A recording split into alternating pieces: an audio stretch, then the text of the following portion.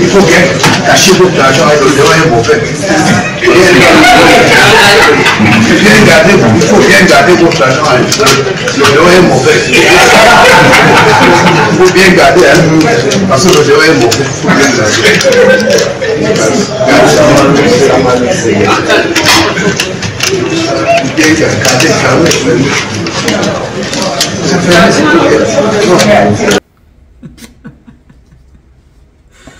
Il faut bien cacher votre argent, hein, le dehors est mauvais. Voilà un ministre chargé de la sécurité. Ce monsieur qui parle là, il est le conseiller, le secrétaire permanent du Conseil de sécurité au Cameroun. Il dit le dehors est mauvais. Cachez votre argent. Il est chargé d'assurer la sécurité de cette femme-là. Il dit non, non, non, fais attention, le dehors est mauvais. Vous comprenez donc que tous ces gens que vous voyez là sont des imposteurs. Hommes politiques du parti, de l'opposition, comme du parti au pouvoir. Voilà un ministre, il a deux fonctions. Le ministre chargé de l'administration territoriale et le secrétaire permanent du Conseil de sécurité. Voilà le comportement des personnes. Les Camerounais ne demandent pas qu'on leur donne de l'argent, qu'on distribue de l'argent pour s'exprimer ou pour ne pas s'exprimer. Ils demandent tout simplement les conditions de sécurité, l'emploi, pour mener à bien leurs activités au quotidien. Point final. Dès que tu parles, on te donne l'argent que tais-toi. Si tu insistes, on te tue tout de suite. Voilà à quoi M. Biya, comme vous avez vu là, a réduit le Cameroun. Et c'est pareil, tu ne peux plus dire ce que tu penses. Automatiquement, on te réduit, on te taxe d'ici ou de ça, comme vous voyez là. Mais ce qui est sûr et certain, je disais tout à l'heure à mon ami, ça va prendre fin. Chaque chose a une fin. Aucune condition n'est éternelle. Oui, monsieur. Aucune condition n'est éternelle. Faites attention à vous. Alors, avant de commencer cette émission, je voudrais ici avoir une pensée pour des Camerounais qui sont enfermés et emprisonnés au Liban. Je veux avoir une pensée pour des Camerounaises et des Camerounais qui sont enfermés dans certains pays. Quel que soit ce que les Camerounais, le Camerounais ou la Camerounaise ait fait dans un pays, nous devons savoir que le Camerounais est en prison dans tel endroit et voir dans quelle mesure nous pouvons le ramener chez lui au Cameroun.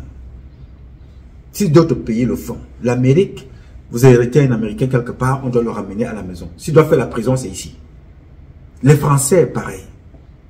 Donc, j'interpelle ici monsieur le ministre Mbela Mbela, qui a des Camerounais qui sont en ce moment, deux Camerounais qui sont en prison en Afghanistan. Ils n'ont tué personne. Cherchez à savoir pourquoi ces enfants sont en prison là-bas. J'interpelle l'ambassadeur du Cameroun en Arabie Saoudite, qu'il y a des Camerounais qui sont là-bas.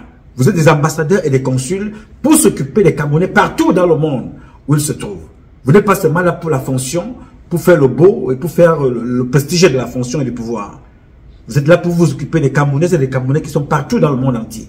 Même ici aux États-Unis, on doit savoir combien de Camerounais sont en prison aux États-Unis, qu'est-ce qu'ils ont fait. S'ils peuvent bénéficier d'une certaine condition, de meilleures conditions d'incarcération, comme ça se fait partout. On doit le savoir.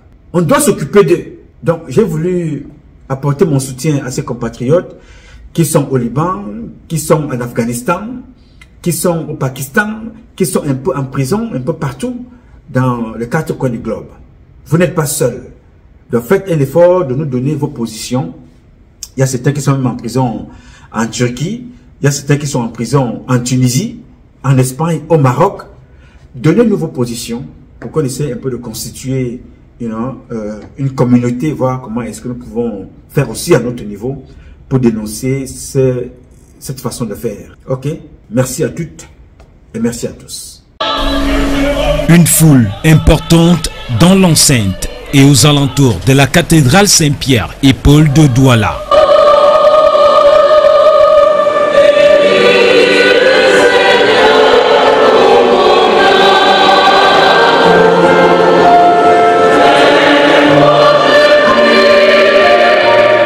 Pour rendre un dernier hommage au patriarche Joseph Kadi de Fosso, employés du groupe, partenaires, hommes d'affaires, autorités traditionnelles, religieuses et administratives, ou encore simples curieux, ont investi ces lieux, parés à l'odeur du défunt.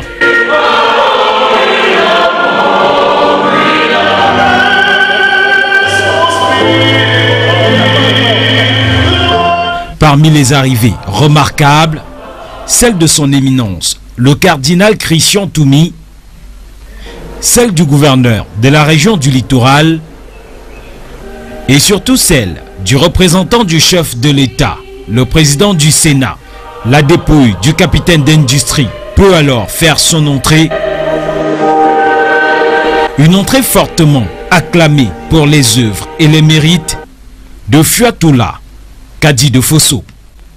Durant la messe de circonstance, l'archevêque Samuel Cléda insistera justement sur le passage très remarqué sur terre de Joseph Kadi de Fosso en termes d'exemple, et plus encore sur la nécessité de prier pour le repos de son âme et la vie après la mort. La famille du défunt, prenant la parole, a remercié l'assistance pour le soutien et l'accompagnement depuis le décès.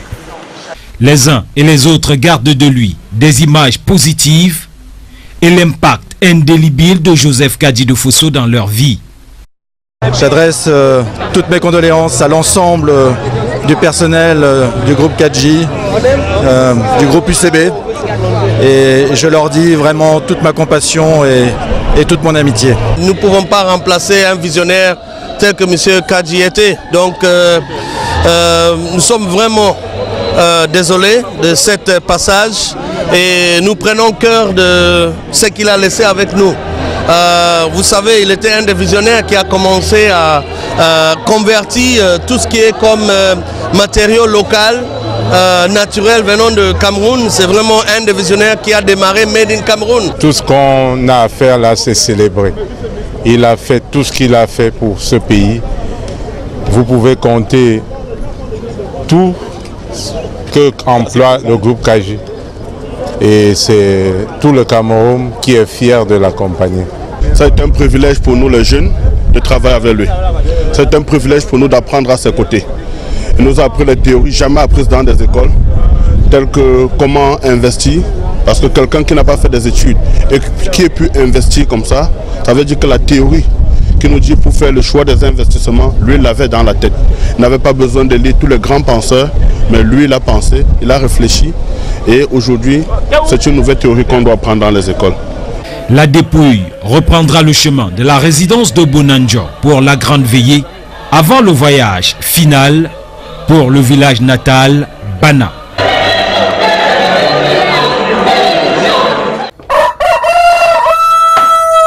Mesdames, Messieurs, chers compatriotes et toutes celles de ceux qui me font l'honneur de suivre les actions de SOS Cameroun Solidarité par ma voix, je vous dirai jamais assez merci pour ce que vous nous apportez au quotidien. Sans vous, nous ne sommes rien et nous ne serons jamais rien. C'est pour cela que je ne manque aucune occasion, ici comme ailleurs, pour vous renouveler nos remerciements. Merci à toutes et merci à tous.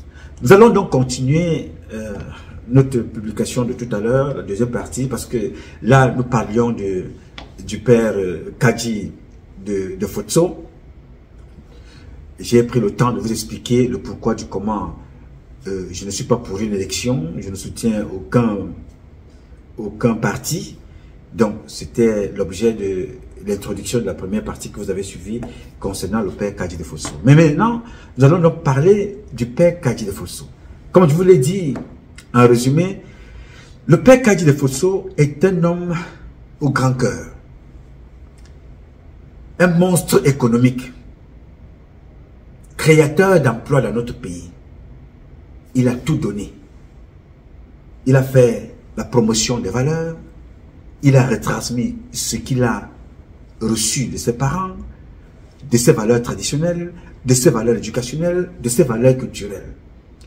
Il a embauché des docteurs, il a fabriqué des docteurs, il a embauché des ingénieurs, il a fabriqué des ingénieurs, il a envoyé d'autres à l'école. Il a fait de nous ce que lui-même n'a pas été dans le point de vue académique. Il n'est pas ingénieur, il n'est pas agrégé. Mais jusqu'à présent, aucun agrégé n'atteint Kadji de Fosso au Cameroun. Aucun. Foucault, il n'y en a pas. Il n'a pas été docteur. Il n'y a aucun docteur passé sur les bancs de l'école n'atteint Kadji Defotso. Il a tout donné. Tout. Y compris sa vie. Kadji Defotso a tellement donné une partie de sa vie qu'il a été persécuté par ce système.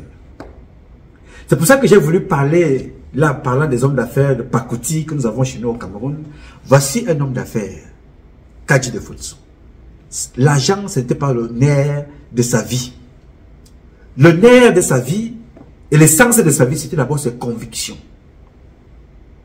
Il avait l'amour de Dieu, l'amour des valeurs, l'amour de ses convictions. Il ne fallait pas s'amuser avec les convictions. Alors, il reconnaissait les convictions, ses propres convictions, même à travers les autres. Donc, je voudrais ici te le rappeler que ce monsieur-là, les Camerounaises et les Camerounais ont la mémoire très courte. Kadji Defotso, Joseph, a donné sa vie pour, pas ceux qui vous disent aujourd'hui que je vais mourir pour vous, alors que ce sont en train de tuer les Camerounaises et les Camerounais. Il n'appartenait à aucun parti. Kadji n'était pas président d'un parti politique. Non. Kadji Defotso était un homme d'affaires, mais qui soutenait les convictions révolutionnaires qui lui ont été imposées. Je voudrais tout simplement ici t'inviter, toi qui m'écoutes, à regarder ce reportage qui avait été fait à son temps par Alain Foucault. Je vais ici saluer, je vais remercier. Un Cameroun nouveau est possible, chacun dans son domaine respectif. Chacun dans son domaine respectif. Un Cameroun nouveau est possible.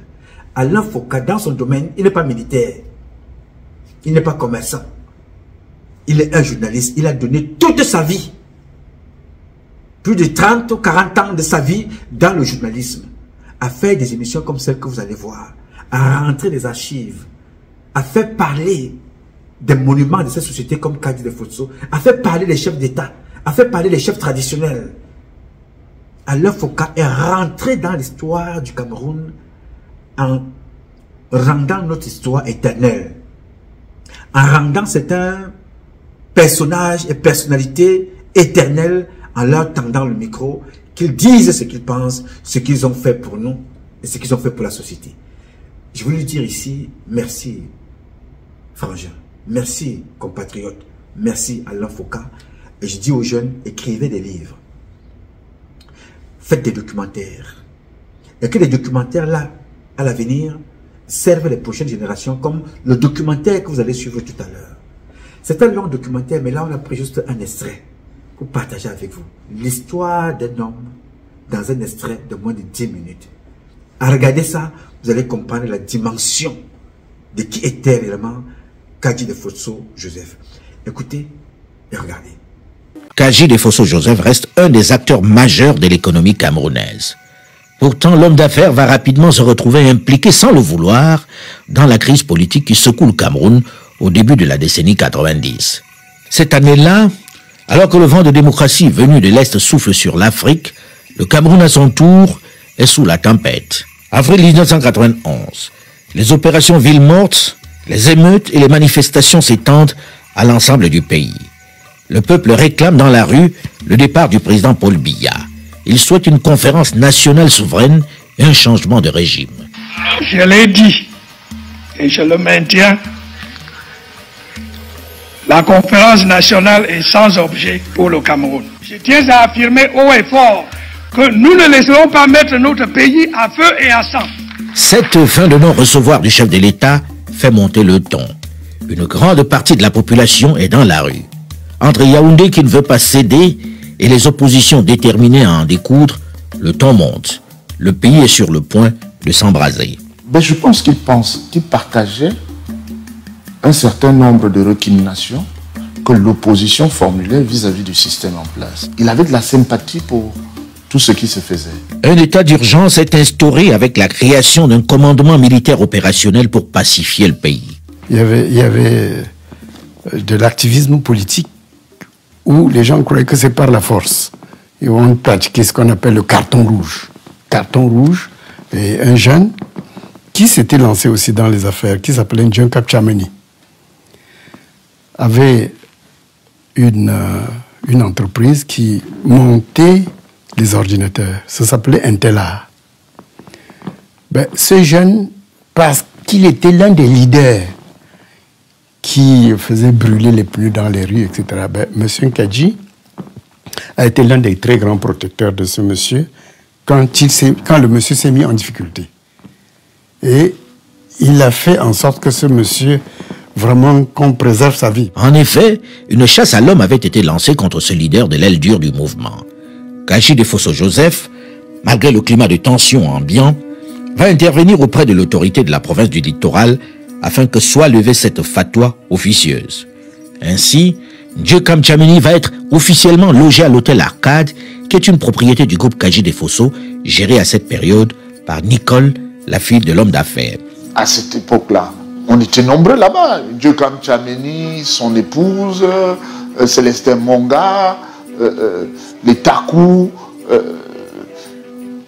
Je me rappelle quand Bello Bouba est rentré d'exil, quand il est arrivé à Douala pour la première fois, c'est à l'hôtel Arcade. La première conférence publique de Samuel Ebois, c'était à l'hôtel Arcade. Lorsque le premier club de la presse de la Nouvelle Expression, c'était à l'hôtel Arcade. Et Adamoun Damdjoya, sa première conférence de presse, c'était à l'hôtel Arcade, dans le cadre du club de la presse de la Nouvelle Expression. John Fundi, pendant les périodes de braise, c'est à l'hôtel Arcade qu'il était hébergé. Ce lieu où régulièrement se tiennent des réunions de l'opposition est désormais la cible du régime en place. Il y a 2 personnes qui sont arrivées une nuit avec des jerrycans dans le sac. Ils ont versé de l'essence dans 2 chambres. Ils ont mis le feu, mais heureusement pour nous, tout était anti-feu. Que ce soit la literie, les rideaux, ça se consumait mais ça ne brûlait pas. C'est ce qui nous a sauvés. Kadji Defosso est en colère, très en colère. Il va même organiser une conférence de presse et se rendre à la télévision nationale avec son avocat pour dénoncer cet acte terroriste. Une nuit, à l'hôtel Arcade, se déclenche un incendie. Alors, il est organisé immédiatement un bouclage et les auteurs de l'incendie sautent du 2e étage par terre et sont heureusement maîtrisés et confiés aux forces de l'ordre. Et à la grande surprise, ces 2 personnes sont porteuses de cartes d'identité qui n'étaient pas leur vraie carte d'identité. Parce que les cartes d'identité, ils y apparaissaient comme des mamilekés, mais aucun ne comprenait un seul mot mamileke. Et pour finir, on s'est rendu compte effectivement que ce n'était pas les mamilekés. Et cette chambre qui a été incendiée, c'était la chambre où était supposé dormir M. Dieu Kamchameni. Et qui, naturellement, dans cette période-là, pour des raisons de sécurité, s'était organisé de manière à ce qu'il ne soit pas évident qu'il se retrouve dans cette chambre au cas où il y avait un coup dur. Parce que c'était quand même, la période était une période très difficile. Ils étaient 2. Un a réussi à s'enfuir. Un des 2 a été arrêté par le personnel puisque c'était les villes mortes. Et il y avait le couvre-feu et les employés de la nuit restaient sur place. Donc, essayant de s'enfuir, il se fait arrêter. Moi-même, je dormais à l'hôtel, donc il nous a raconté... C'était un militaire, en fait. C'était des militaires. Et au tribunal, on porte plainte, et au tribunal, ce dossier se perd. On ne retrouve plus aucune trace. Je suis à Paris un jour, quelqu'un sonne à ma porte et me remet le dossier. Et j'envoie ma sœur. La cabale contre l'homme d'affaires ne s'arrête pas là. Il va faire l'objet d'un impressionnant contrôle fiscal avec un redressement de 12 milliards de francs CFA. Curieusement, à la période où les entreprises brassicoles font leur plus gros chiffre d'affaires, UCB est fermé, soi-disant pour des impôts dus. La cabale contre l'homme d'affaires ne s'arrête pas là. Il va faire l'objet d'un impressionnant contrôle fiscal avec un redressement de 12 milliards de francs CFA. Curieusement, à la période où les entreprises brassicoles font leur plus gros chiffre d'affaires, UCB est fermé, soi-disant pour des impôts dus.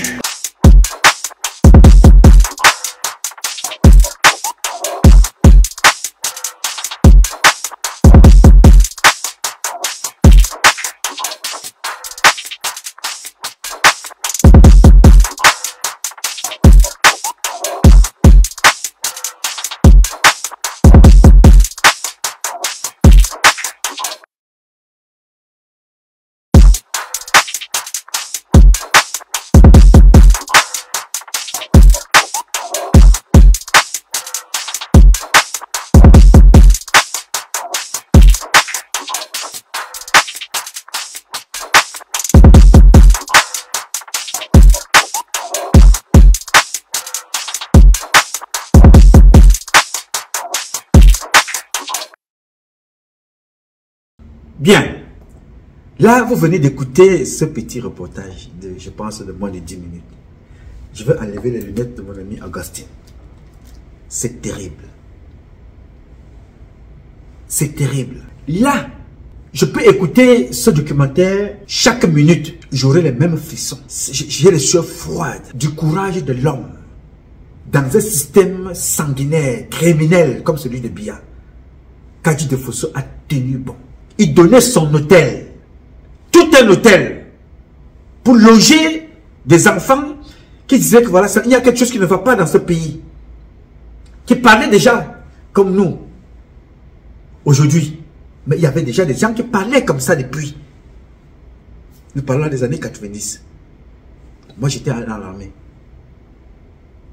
Ces grands frères-là, ces aînés que vous voyez là, étaient déjà dans le combat. Le père Kadji de Fosso Joseph n'a pas regardé son porte-monnaie, n'a pas regardé le prestige de son hôtel, Arcade, à Bonanjo. Il n'a pas regardé la vie de ses enfants, que mes enfants sont exposés. Je ne peux pas faire ceci. Il n'a pas regardé ça. Il a dit, il y a des convictions. Ses enfants défendent les convictions. Oui, monsieur. Il a exposé sa vie. Il a été persécuté, menacé de mort. Oui, parce que quand on envoie des personnes venir mettre le feu dans ton hôtel pour tuer des gens, et ce n'était pas n'importe qui comme vous avez suivi, c'était des militaires. Souvenez-vous, ce sont des militaires qui sont allés écraser Jules Koumkoum en route à la demande d'Alem Bengoro, aujourd'hui lui-même en prison. Et ce sont des militaires maquillés en civil, portant des noms originaires de l'Ouest, qui sont allés là se camoufler dans l'hôtel du père Kadji de Fosso Joseph pour brûler l'hôtel et brûler certains activistes à l'intérieur. Ils ont été arrêtés. Ça n'a pas découragé le père. Il a eu un régressement fiscal. 12 milliards, ça ne l'a pas découragé. Et c'est là où j'ai reconnu aussi la solidarité des Bamileke de l'époque. Voilà, si on ferme son usine, toutes celles de ceux qui vont boire les brasseries dans ce pays, notamment ici au village, seront sanctionnés au village. Les Bamileke ont commencé. La plupart ne buvaient que chez Kadji. Pour lui permettre de remonter. Pour permettre qu'il remonte. Ça, c'était les Bamileke de l'époque. Ça, c'était l'homme d'affaires de l'époque. Ce n'est pas les hommes d'affaires d'aujourd'hui que vous voyez sur... Les mêmes... C'est certains que vous voyez sur le plateau là. Dans cette vidéo que vous avez vue. Il y a certains qui sont là en ce moment, qui ne regardent plus les activistes, qui ne regardent plus les opposants, qui ne regardent plus ceux qui dénoncent, qui continuent le combat qu'ils ont fait hier. Pourquoi? Parce qu'ils ont dilué leur force dans le système de Biya. Ils nous regardent et disent que non. Moi j'ai la télévision, je fais quoi avec ces gens-là. D'autres n'hésitent même pas à nous insulter dans leur télévision, à dire des contre-vérités contre les activistes, contre des lanceurs d'alerte ou contre des fils indignés comme nous autres. Alors qu'ils étaient là. Le père Kadji de Fosso se battait pour eux.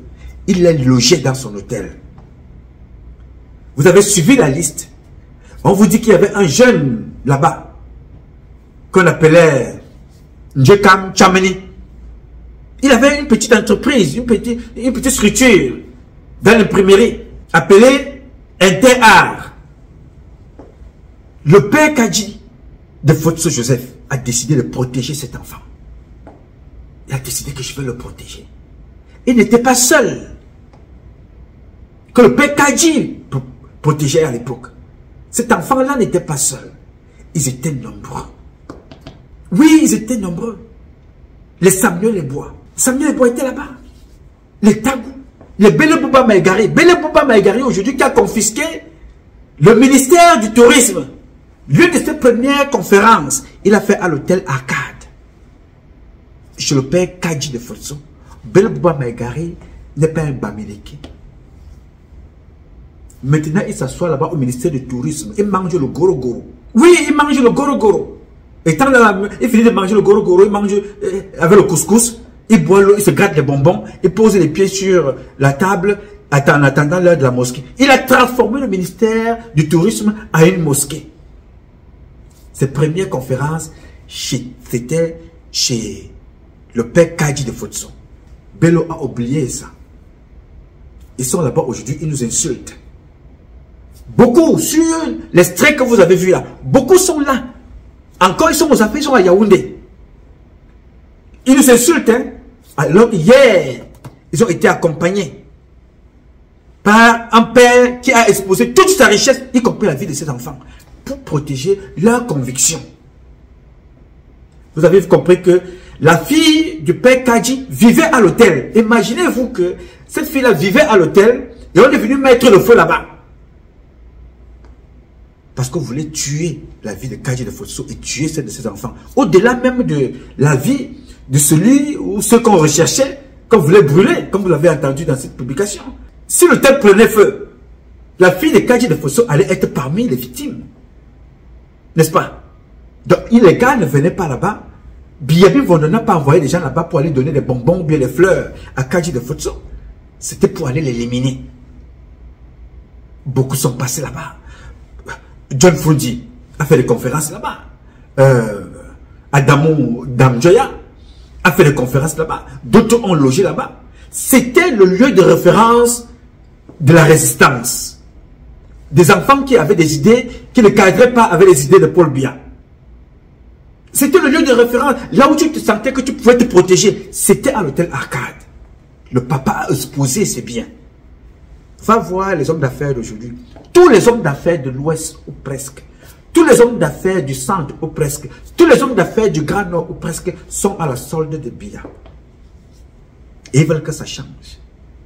Ils veulent que le Cameroun se développe comme l'Afrique du Sud, comme les États-Unis, comme l'Amérique.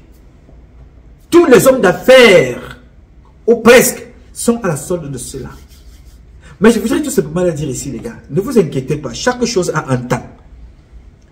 Vous avez vu, le père Kadji de Fotso, Joseph, est rentré dans l'histoire. Nous retenons le positif de cet homme, de ce grand homme.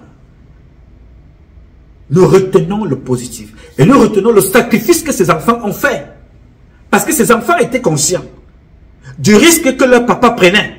Mais ils ont dit, nous allons être derrière notre père. Sa fille aurait pu dire, non papa, vraiment, toi tu as choisi la politique de soutenir ces gens-là. Moi, ne me nomme pas ici. Non, non, non, non, je m'en vais en France. Kadji, ils ont des maisons partout. C'est un monsieur qui a investi pour ses enfants. C'est pas comme les enfants de notre président, donc qui ont comme seul investissement aller sucer les fesses des autres femmes, faire la promotion de l'homosexualité. Non. La plupart des enfants de Kadji sont casés quelque part. Ils ont une activité quelque part. Si tu n'as pas une activité, tu es au moins quelque part dans l'immobilier. Tu n'es pas là pour vendre les fesses, fumer la drogue, vendre le chanvre un peu partout, raconter ta vie, non.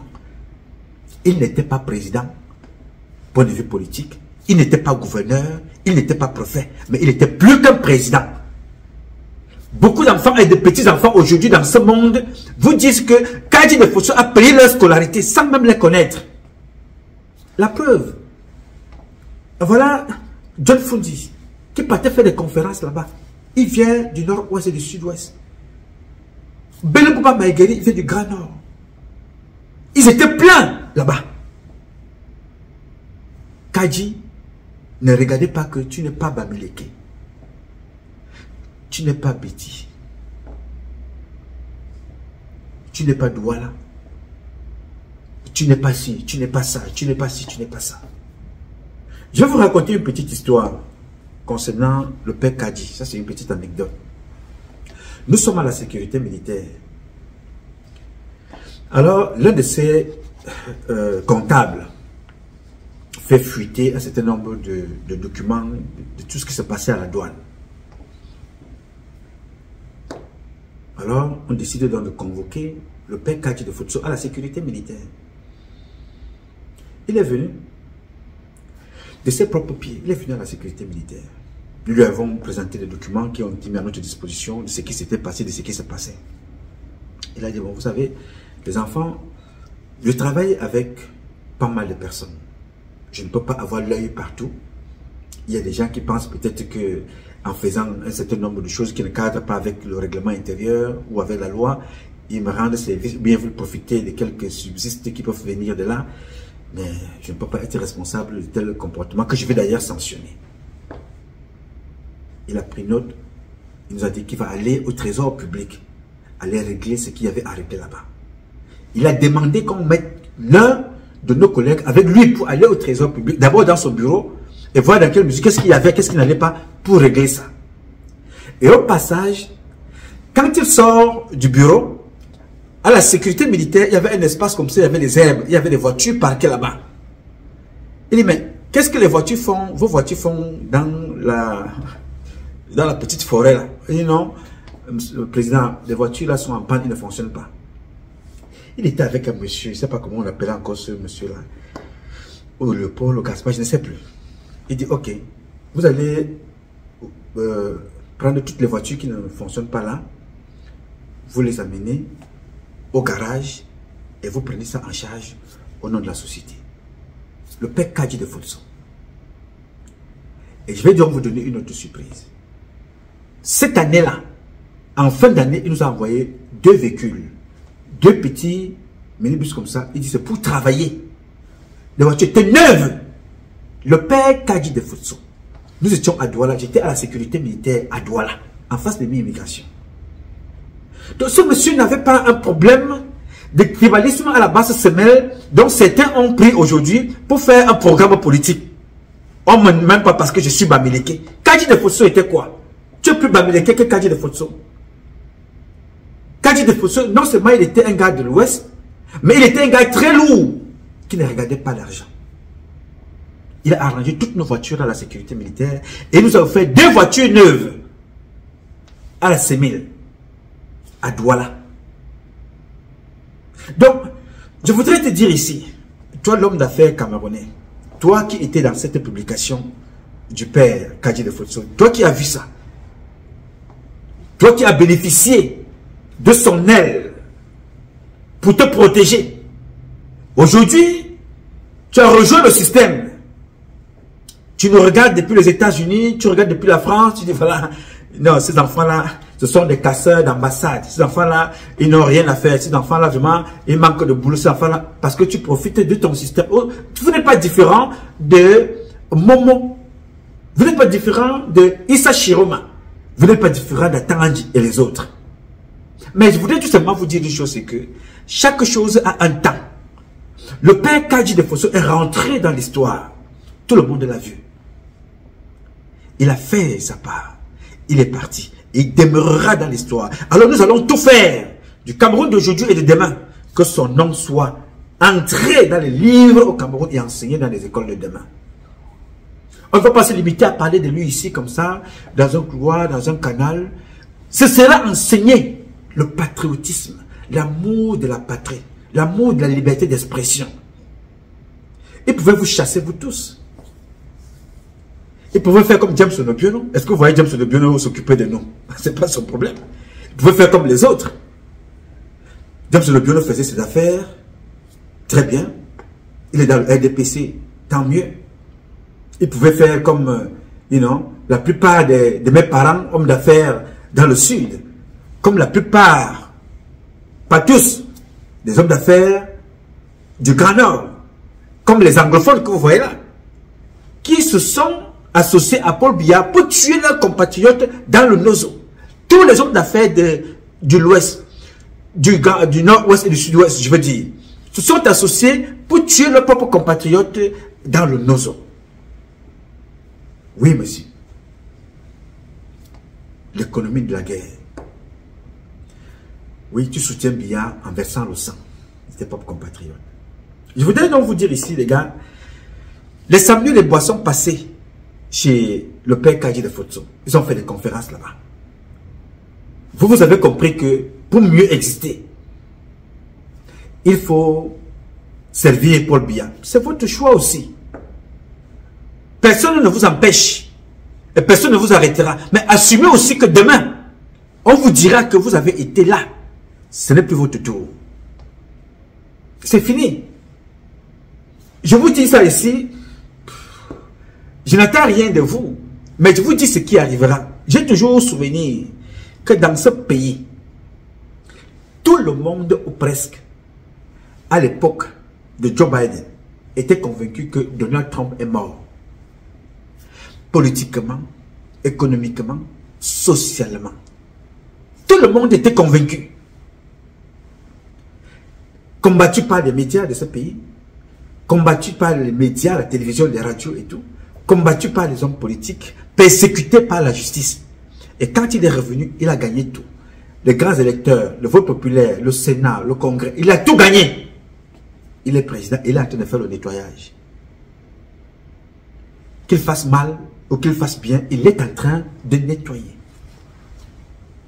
Je voudrais vous dire ici que chaque chose a une fin. Et chacun d'entre nous, y compris moi, nous allons répondre le moment venu de nos comportements. Nous allons répondre. Vous comprenez, dans cette publication, M. Biya, à l'époque, il parlait tellement avec force. Nous ne laisserons pas mettre notre pays à feu et à sang. Quand vous entendez ce monsieur-là parler avec la vigueur, qu'est-ce que ça vous rappelle? Ça vous rappelle cet autre discours de M. Biya. Écoutez et regardez. J'ai donné des directives au gouvernement, au Premier ministre, au ministre des Finances, au ministre de la Fonction publique, à tout le gouvernement, pour qu'ils montent d'un camp. Dans cette lutte. Nous ne pouvons pas lutter contre la pauvreté en laissant les gens détourner les fonds publics. Bien, nous n'allons pas laisser des gens continuer. Non, il est comme ça. Comme s'il allait donner le coup à quelqu'un. Résultat des courses, il a plongé le pays. Nous sommes dans l'insécurité. Il y a les foyers de tension partout. Le feu brûle partout. Au point où ces ministres sont aujourd'hui pour empêcher les Camerounais de parler. On vient te donner un peu d'argent. Le ministre se dit non, fais attention, hein, le pays est dangereux. Le dehors est mauvais. Un ministre chargé de la sécurité, lui-même il a peur du dehors. Il faut bien cacher votre argent et le dehors est mauvais. Il faut bien garder votre argent. Le dehors est mauvais. Il faut bien garder, hein, parce que le dehors est mauvais.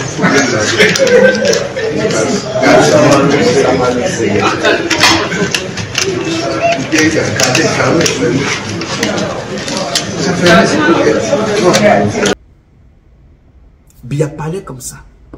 Qu'est-ce qu'il a fait? Il a mis le feu dans le pays. Il a laissé mettre le feu dans le pays. Avec son laxisme, son incompétence. Avec la complicité de certaines personnes que mon père, notre père, Kadji de Fotso protégeait hier. Que Biya ne les tue pas. Sont ceux-là aujourd'hui qui contribuent à l'assassinat des autres. Yes, vous les voyez là. Certains sont assis confortablement à Yaoundé. Sont dans des médias, sont dans des affaires. Beaucoup sont là, qui ont été biberonnés dans les affaires par le père Kadji de Fotso. Ils ont été encouragés par le père Kadji de Fotso à faire des affaires. D'autres sont venus voir le père Kadji de Fotso. Il a donné comme ça les capitaux. Papa, je veux faire une affaire. Je veux commencer mon petit business. Voilà 50 millions. Va commencer. Alors que lui-même n'a pas commencé avec 1 million. Kadji n'a pas commencé les affaires avec 5 millions. Il n'a pas commencé les affaires avec 10 millions. Mais il en a donné à beaucoup d'entre vous. Pour ouvrir des médias, pour faire leur business, 15 millions, 20 millions par-ci, 50 millions par-là. Vous n'avez même pas remboursé. Vous êtes parti avec ça et vous a laissé.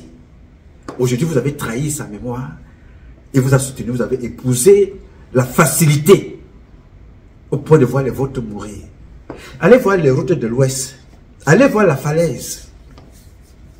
Allez voir la falaise. Allez voir le bus qui tue plus au Cameroun. Touristique Express dans le Grand Nord. Allez voir là-bas. C'est-à-dire que non, il faut faire de l'argent en voyant le sang de notre couler. Pas des idées. Non. Il ne faut pas se faire de l'argent en faisant la promotion d'idées. En faisant la valorisation des projets. Non. Plus vous coulez le sang des vôtres, mieux vous vous portez aux côtés des Biya. Allez voir la falaise. Ce qu'elle est devenue. Il ne se passe pas une semaine sans apprendre que les gens sont morts sur la route à l'ouest. Il ne se passe pas une semaine sans apprendre que les gens sont morts au Grand Nord. Les enfants sont allés tomber dans les puits en allant chercher l'eau. Mais les hommes d'affaires sont là. Vous avez vu ceux qui ont soutenu le père Donald Trump? C'est une seule personne qui s'est levée. Elon Musk. Il s'est levé. Il a dit, je vais te soutenir publiquement. Peut-être tu n'es pas au courant de ce qui s'est passé entre temps. Tu as suivi ce que le patron de Facebook a dit. Le patron de Facebook qui appartenait à l'ancienne équipe, c'est ce qu'il est allé faire chez Donald Trump. Parce qu'il avait bloqué Donald Trump pendant 4 ans, pour rien. Il a dit que Facebook va donner 25 millions de dollars à Donald Trump. Ce n'est pas qu'il y a une justice, non. C'est qu'il reconnaît qu'abusivement, ils ont bloqué Donald Trump. Pourquoi il le fait aujourd'hui? Pourquoi il n'a pas fait ça hier? Il le fait aujourd'hui parce qu'il sait automatiquement que Donald Trump est très rancunier. Les rancuniers et les foudres vont tomber sur sa tête. Il n'y a qu'une seule personne, parce qu'il n'y avait pas d'autre, hein, publiquement qui s'était levé, parce qu'il y a eu les hommes d'affaires américains, les républicains qui soutenaient Donald Trump, beaucoup même. Il a engrangé beaucoup d'argent pour être soutenu. Et ils l'ont soutenu. Et il a gagné. Le peuple a suivi. Vous avez trahi Kadji Defotso. Vous avez trahi le combat. Le combat de sa vie, c'était la transmission des valeurs, des convictions et la liberté d'expression. Kadji Defotso, le père, n'a jamais regardé l'argent, n'a jamais regardé l'hôtel, il n'a jamais regardé la vie de ses enfants qui mettaient en danger. Il n'a pas regardé que vraiment, on va me taxer, on va me faire le regressement fiscal. Il n'a pas regardé ça. Non. Il a dit ses enfants, si ces enfants-là parlent, ça veut dire qu'il y a un problème. Il n'a pas suivi bêtement. Lui-même, il a eu le temps d'observer. Il a regardé. Il dit, il faut protéger ses enfants. Pourquoi? Parce que le père Kadji, c'est le prix que les Bamileke ont perdu dans la lutte au Cameroun. Que certains hommes politiques de l'opposition ne savent même pas. Que la crise, c'est ça qui a tué les Bamileke. Les traîtres qui sont allés dénoncer, l'autre s'était été caché. Les traîtres comme le général Pierre Semengue, qui ont tué le nôtre. À une certaine époque, les vrais parents Bamileke disaient à leurs enfants, ne faites pas la politique. La politique est sale. Le père Kadji a dit ces enfants-là, ce sont mes enfants. Je vais les protéger. Il a ouvert ses ailes comme une mère poule. Venez vous cacher ici. Venez vous reposer là. Ce sont les biens de la terre. Il vous a tout donné et il est reparti. Il a laissé ses biens de la terre. Papa, là où tu es aujourd'hui, on ne cessera jamais de se mettre au garde-à-vous pour te dire bravo et merci beaucoup pour ce que tu nous as apporté. C'est un exemple. Vous ne verrez son nom nulle part, sauf sur ce que lui-même il a instruit. Pas sur les murs, sur ses enfants. La culture du partage, la culture de la solidarité, la culture de l'effort, pas la culture de la fainéantise comme chez mes parents dans le sud, le centre et à l'est. Voler des marchés, créer des structures de la banane, voler des projets qu'on ne réalise pas. Mais on a pris de l'argent. Oui, monsieur. Combien de personnes ont été subventionnées? Les Tébéla, ils avaient aussi l'argent. À l'époque, même à l'époque de Kadji. Les Tébéla. Et tous les autres, Betty Benanga, sont là. Ils observent, ils regardent. Ils vont s'asseoir, ils vont se cacher. Ils regardent les enfants se battre. Pendant que Paul Biya met les leurs en prison. Tu n'es pas content, on te jette en prison. Oui, monsieur. Il y a un monsieur en prison. Peut-être vous l'avez oublié, je parlerai toujours de lui. C'est une mémoire de notre pays. Il s'appelle Faure Ndjinda. Aucun anglophone, ni Peter Mafani Moussongé, ni celui, le premier ministre qui est là en ce moment, il s'appelle qui? John Goté. Aucun premier ministre ne s'est levé pour poser la question que pourquoi Faure Ndjinda est en prison. Je vais vous dire pourquoi Faure Ndjinda est en prison. Faure Ndjinda est en prison parce que c'est un homme d'affaires et c'est un Camerounais intègre qui était le directeur du chantier naval. Il a pris cette structure, il y avait 10 employés. Il en a fait 3500 employés. La particularité avec cette structure, c'est qu'elle redonnait la santé au bateau. Et le savoir-faire de Faure Ndjinda, grand ingénieur, amenait des personnes des États-Unis, des pays d'Europe, ramener leur bateau là-bas pour que Faure Ndjinda redonne santé à leur bateau. Vous connaissez la conséquence de cette action qui était un avantage chez nous, bien sûr, économiquement parlant et professionnellement parlant, nous étions reconnus. Parce que dans le monde, la France fait partie des pays dans la fabrication et le montage des bateaux. Il fait partie des 5 meilleurs au monde. Alors Faure Ndjinda a permis que certains clients français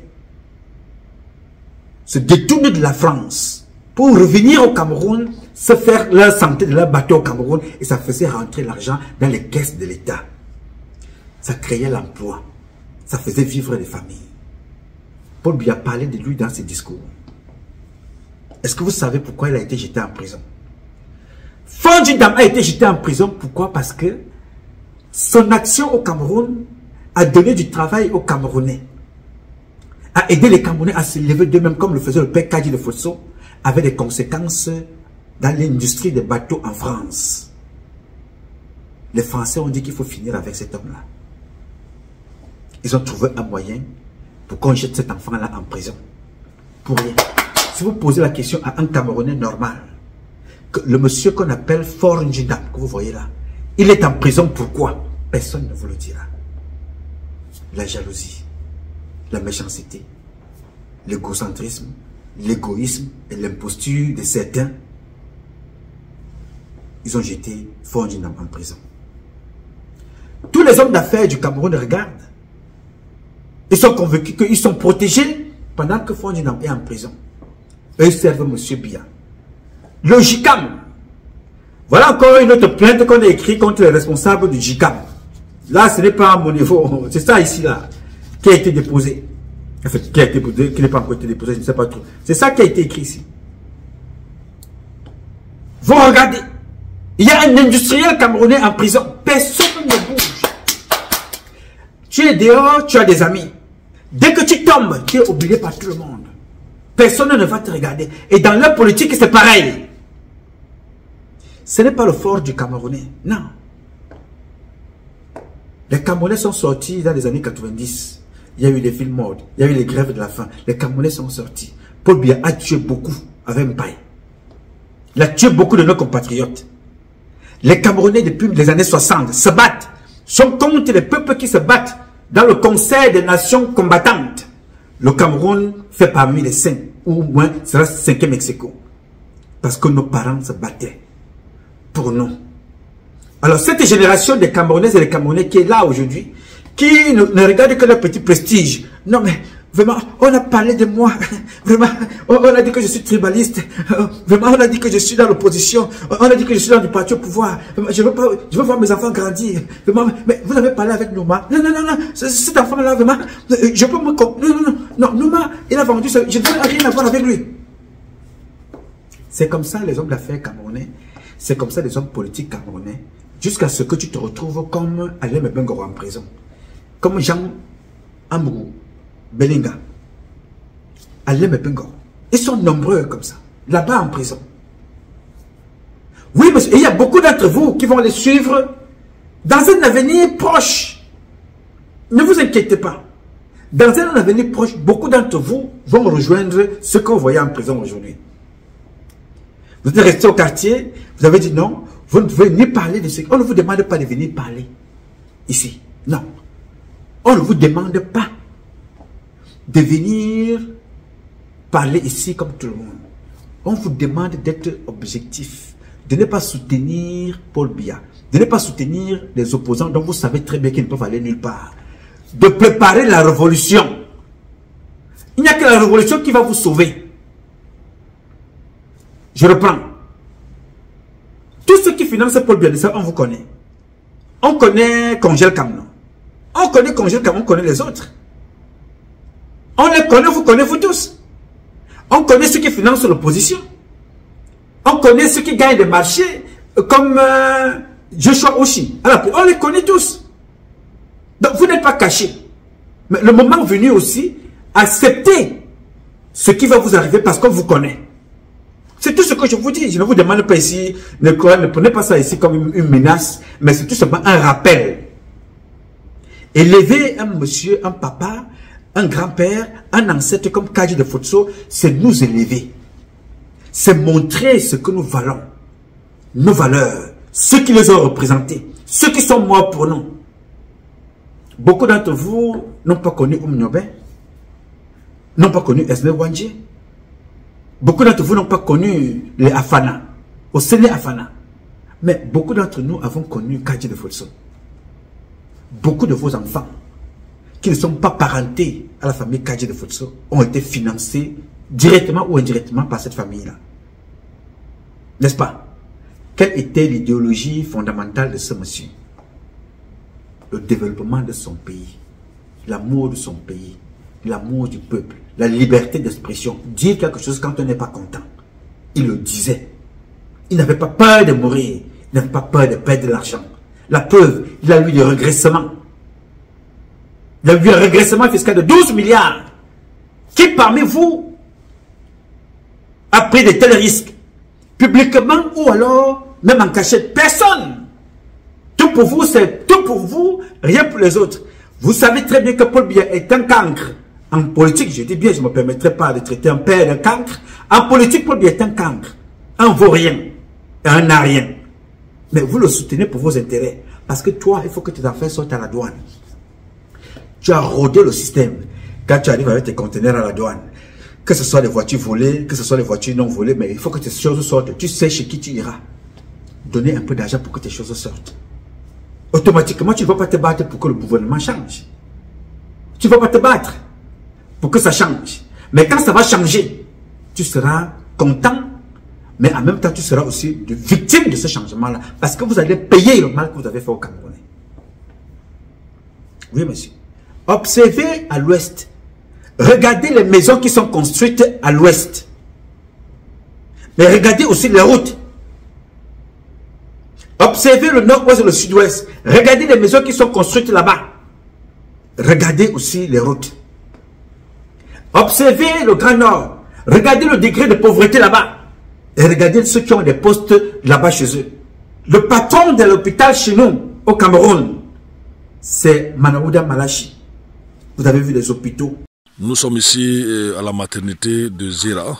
Voici la maternité de Zera. Bon, par mois, on a au moins 18 femmes qu'on accouche par mois. Oui. Par an, là, ça doit être 50 quelque chose de malade. Est-ce qu'on peut visiter cette maternité-là, madame? C'est terrible. Hein? Voici la maternité d'un centre de santé au Cameroun. Oui, c'est là qu'on accouche nos femmes. Madame, ça, ce sont des bambous. C'est des bambous, on doit faire comment? Hein?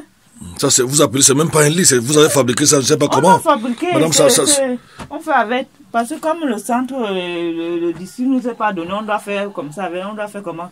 On nous envoie travailler, on doit faire comment? Et comment vous faites là, c'est le seau? Ça, c'est le seau, dès qu'on accouche, on met l'eau là, on fait sortir ça par derrière là-bas. Oui. Mais laissez les femmes, je vois même un peu de tas de sang ici. Ça qui est déjà sec en bas là. Oui. Il vous dit une cinquantaine de femmes par an. Par an, oui. Parce que le mois, si je suis déjà à 18. Oui. Oui, 18. qui ont accouché ce mois-ci. Oui. Demain le 31, non, on ne sait pas, peut-être il y aura encore 2 ou 3. Des fois, on fait 3 accouchements par jour.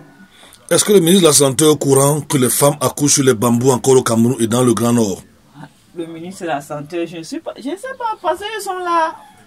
Ils sont là en haut, nous on est là, on souffre. C'est nous qui sommes sur le terrain que nous on souffre. Ils ne nous voient pas. On a fait comment? Merci madame. De rien, merci beaucoup. Au Cameroun, au nord, vous avez vu les hôpitaux, dans le sud, au centre, vous avez vu ce traitement réservé aux femmes à Yaoundé. Les femmes qui accouchent, on fait d'elles prisonnières chez elles à la maison, dans son propre pays, dans son hôpital. Elle est allée donner la vie. On fait d'elle prisonnière parce qu'elle n'a pas d'argent pour avoir donné une vie. Parfois, elle perd même la vie. Les hommes d'affaires regardent ça. Ils ont conclu que Paul Biya est le type, le président qui mérite d'être le président des Camerounais. Les hommes d'affaires ont conclu comme ça. Ça, c'est la conclusion que j'en tire. Parce que si ce n'était pas le cas, vous saurez déjà quoi faire. Comment faire pour faire la différence. Mais je peux vous rassurer ici, les gars. Chaque chose a une fin, bien entendu. Et cette fin-là approche. Et chacun d'entre nous sera responsable le moment venu. Vous avez préféré les maisons parce que maintenant à l'ouest, pour montrer l'unité de mesure de la richesse, c'est la 2e femme, la 3e femme, la 4e femme, c'est les femmes. La maison de madame, la maison de monsieur, les voitures. Dans le centre, c'est la même chose. On est dans la poubelle en plein Yaoundé, mais on a des Rolls Royce. Voilà. Je suis chez mon maire, le maire de l'artiste de Managama.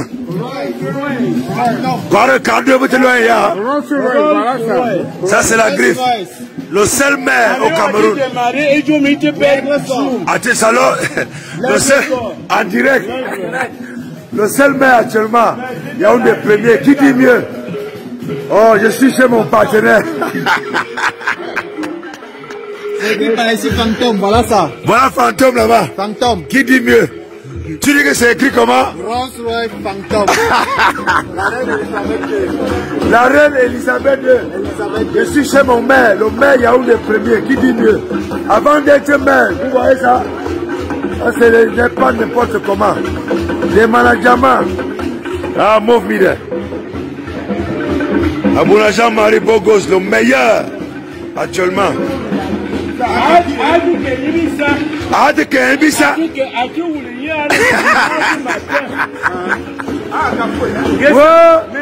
Ouais, Seigneur Dieu, merci. Abouna Bogos, le meilleur. Maire Yaoundé premier. Le maire du chef de l'État actuellement. Yaoundé premier. Qui dit mieux? Ici, c'est comme si nous étions à Las Vegas, Kansas City aux États-Unis. Ah oui, oui. Ah oui, oui. Oui, oui. La seule voiture qui coûte 595 millions. C'est la seule voiture, la reine d'Angleterre qui roule avec. Abouna Jean-Marie, le meilleur. Regardez les gens en alu. Et des managements dans son propre pays. Ça, c'est le maire de l'artiste.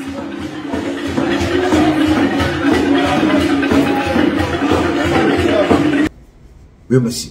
L'Ambargangélé ne voit pas. Enrichissement illicite. Une association de Feman. Le Claude le Parisien, là. Feman, hein? On a fait de lui un élu dans le pays. Il n'est pas seul, ils sont comme ça nombreux. On le trouvait aussi, c'était à Kribi. Nous les connaissons tous, n'est-ce pas? On vous connaît. Mais la priorité n'est pas vous. Mais au passage, il fallait que je vous le rappelle. Que demain, ne pleurez pas. Le temps passe.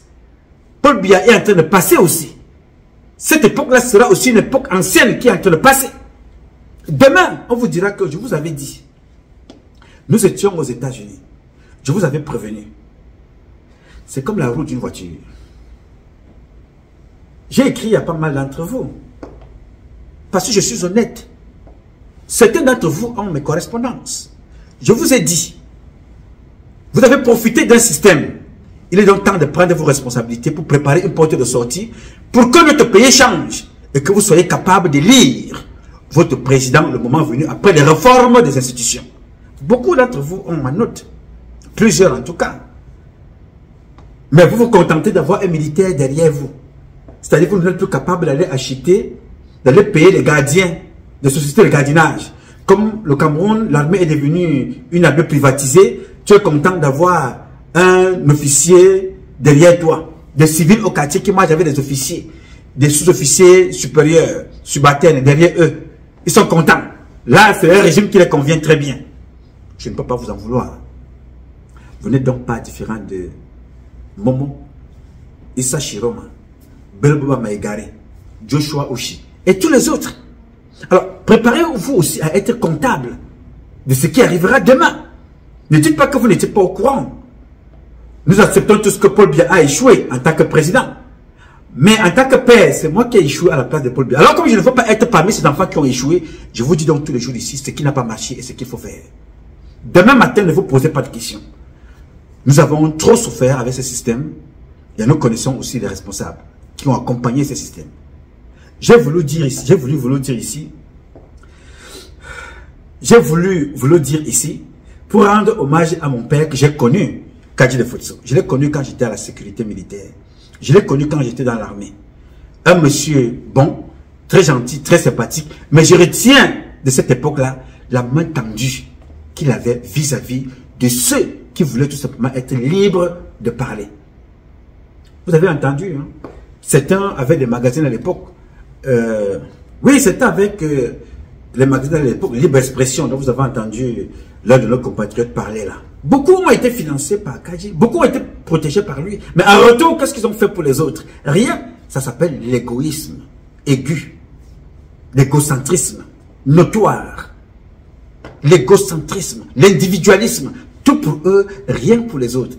Alors, ne vous inquiétez pas. Ce qui s'est passé avec Ahidjo et Paul Biya se passera avec Paul Biya et le prochain président. Ahidjo, on dit que Ahidjo était très méchant. Il était dictateur. Donc, d'autres ont fui le Cameroun. Quand Paul Biya est venu, d'autres sont rentrés. Maintenant que Paul Biya est là, vous vous êtes habitué, vous êtes accommodé à la mauvaise façon de gérer. Vous vous êtes fait des ennemis, vous avez abusé le peuple, vous avez trahi même vos amis. Quand Paul Biya partira, beaucoup d'entre vous vont fuir. Nous sommes parmi ceux qui vont rentrer au Cameroun. Malheureusement pour vous, le monde a tellement évolué. Et nous avons eu le temps d'apprendre. Et nous avons payé cher pour apprendre. Que nous n'allons pas oublier que vous nous avez laissé en bordure de route. Nous n'allons pas oublier cela. Mais vous êtes content d'avoir été là, sous l'aile du père Kadji. Mais vous, vous avez laissé les Camerounaises et les Camerounais mourir en prison. Personne d'entre vous ne lève le petit doigt pour dire que non, mais nos frères qui sont en prison là, Bibomnissa, Alain Fogué, qu'est-ce que nous faisons d'eux? Ces centaines d'enfants qui sont en prison là, mais ce pays-ci, qu'est-ce qu'il faut faire? Voilà, nous avons échoué. Point de vue démocratique, impossible de faire une élection normale. L'opposition a trahi. Le parti de pouvoir a trahi. Qu'est-ce qu'il faut faire? Comment faut-il faire? Vous ne pouvez pas réfléchir? Qui vous a dit que parmi vous les hommes d'affaires, il ne peut pas avoir un président? Qui vous a dit qu'on ne peut pas accompagner l'un d'entre vous à devenir président? Qui vous a dit que la diaspora ne peut pas être président? Qui vous a dit qu'une personne dans ce pays-là, femme comme homme, ne peut pas devenir président dans ce pays?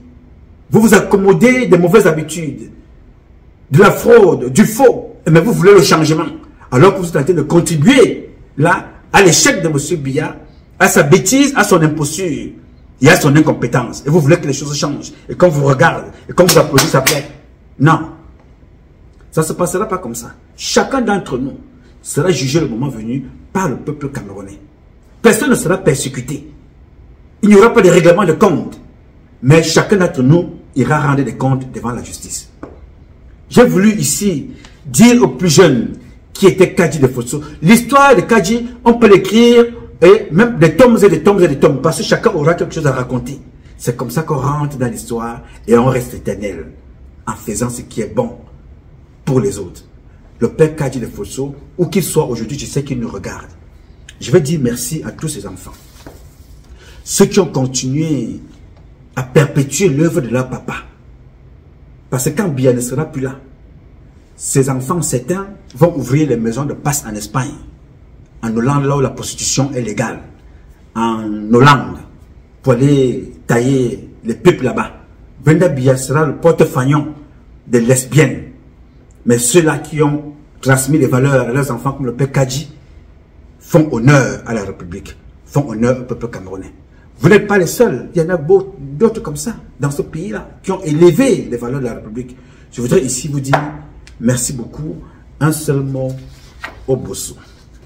Alors, mes chers compatriotes, toutes celles de ceux qui me font l'honneur de nous suivre au quotidien, que l'exemple du père Kadji de Futso inspire pas mal d'entre vous. Il avait créé l'UCB, il a créé des sociétés, il a investi dans l'immobilier, mais son plus grand investissement est dans nous autres, dans vous autres, dans ce qu'il a mis dans vos têtes, dans les efforts qui vous ont inspiré à développer vous-même d'abord vos convictions et à être libre avant de développer la société. Parce que si tu n'es pas libre dans ta tête, à penser dans ta tête, à développer dans ta tête, tu ne peux pas construire.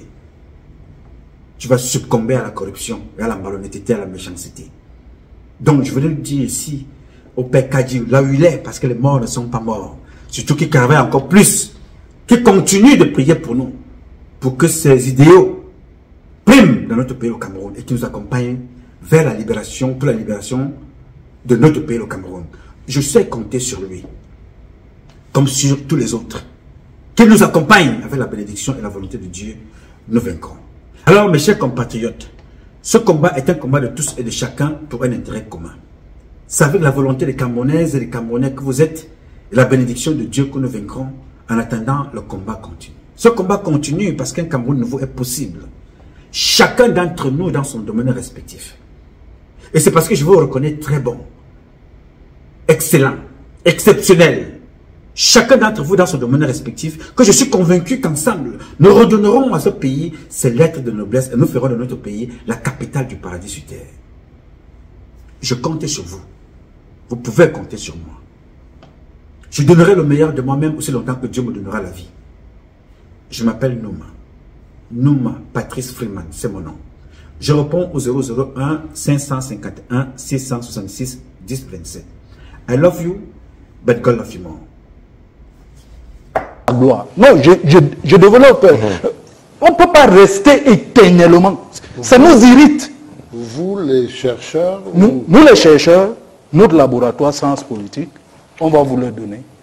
C'est une coïncidence. Il est témoin. Je n'étais pas prévu pour venir à la télé, mais nous travaillons depuis 1 an pour voir quelle est la formule. C'est créer une chaire Paul Biya. Pas à sa gloire, mais pour la gouvernance et penser un modèle de gouvernance au Cameroun. Il n'en a pas besoin. Monsieur, laissez-moi. Professeur, non, je ne vous laisse pas dire des bêtises. Laissez-moi. C'est pas à sa gloire. C'est maladroit. D'autres pays. Vous ne pouvez pas démontrer que ce n'est pas de la mendicité, de la gourmandise. Si vous n'étiez pas mon père, je vous aurais dit des gros mots. Dites. Je vous le dis pas. Il y a des fous, des chairs qui existent dans le monde. La chaire Senghor existe, monsieur. Mais ils ont... Toutes les chairs existent au monde.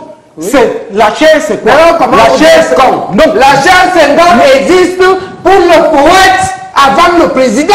Justement, c'est après sa mort. La chair Senghor a été créée en 2003, alors que le président Senghor est mort en 2021. Je termine là-dessus. Vous ne pouvez pas bénir. Vous avez commencé. Vous venez rester ici pour mentir. Je ne suis pas mentir. Je ne suis pas mentir. Je ne suis pas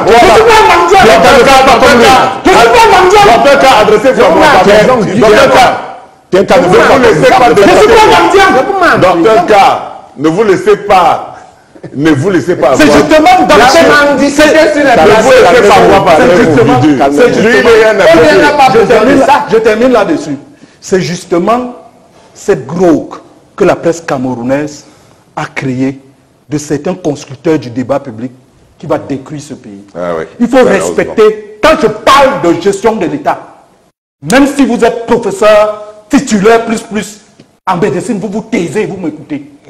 On peut discuter après. Orthopédiste. Mais vous ne pouvez pas venir me dire que je suis mendiant. Orthopédiste. Au Cameroun. Allez parler de moi. Les preuves sont au Cameroun. Au Dakar, Senghor est sénégalais. Notre idée, sortez par là. Oui, je sors par là. Notre idée, c'est de faire un travail transversal où toutes les forces, chercheurs, praticiens, politologues, politiciens vont se retrouver pour faire une sorte de veille. Tout à fait. Afin que Chaque fois qu'il y aura une situation, pourquoi nous le disons? Parce que le Cameroun risque de n'avoir pas la chance d'avoir un troisième président qui a un prédécesseur qui peut lui donner les conseils. Entre Paul Biya et Ahidjo, jusqu'en août 1983, il s'appelait au téléphone. Paul Biya allait à Garoua consulter ce chef de parti pour prendre les décisions sur le Cameroun. Après, la brouille qui est née en avril. Non, parlez des résultats de ça. Qui est née en avril. Quel est le résultat de ça? Les résultats de ça. Les conseils d'Ahidjo. C'est vous qui posez la question. Ne vous occupez pas de vous parler. Les résultats. Mais dans la vérité, ça a donné un coup d'état, monsieur. Vous êtes foireux. Vous êtes foiré, monsieur. Vous êtes monsieur, je reviendrai à vous tout à l'heure. Alors, vous avez tort.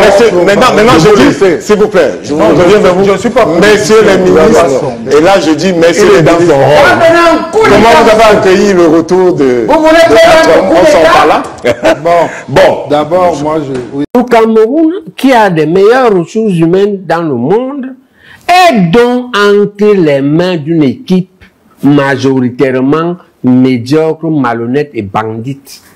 C'est ça notre problème. C'est-à-dire, imaginez Lucifer en train de diriger avec son équipe le paradis. C'est ça le schéma.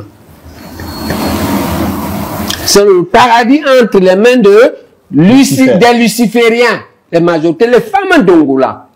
Voilà le chef de groupe, le chef des lucifériens. Est-ce que vous n'êtes pas Oui, mais je cite un.